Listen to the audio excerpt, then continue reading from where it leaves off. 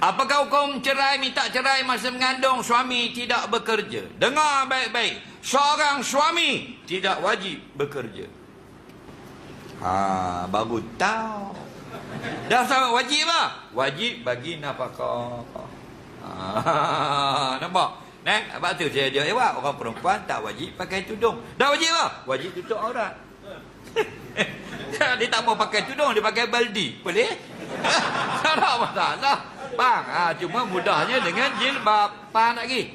Kena faham itu fiqh. Al-fiqhu maknahu al-fahmu.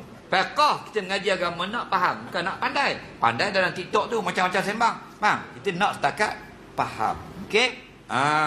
Jadi kalau maknanya perempuan, kalau maknanya dah kita berkahwin, wajib beri nafkah. Okey?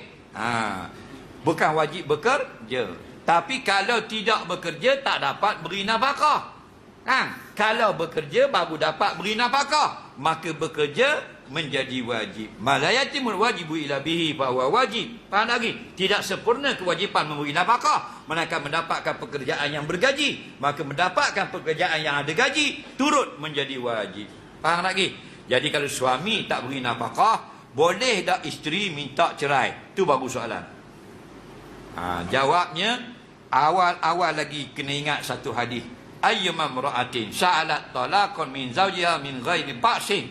Nampak? Fal jannatu haramun 'alaiha atau kama qala, mana-mana isteri sengaja minta cerai dari suaminya, tidak ada kesalahan apa-apa, maka haramlah dia masuk surga. Melainkan beberapa perkara. Perkara yang paling masyhur, 5 perkara boleh minta cerai. Nombor 1, suami melarang isteri melakukan kewajipan agama. Larang solat, larang tutup aurat, boleh minta cerai. Okey. Nombor 2, suami suruh buat yang haram. Nak minta diliwat, nak suruh minum marak dan sebagainya. Suruh judi, minum ketung. Faham? Ketiga, suami mendera, sepak katuk terajang, tumbuk atas muka bini. Faham? Yang keempat, suami dipenjarakan. Kebanyakan negeri dalam Malaysia minimal 3 tahun penjara. Okey. Yang kelima, suami tak beri nafkah. Masuk dalam soalan.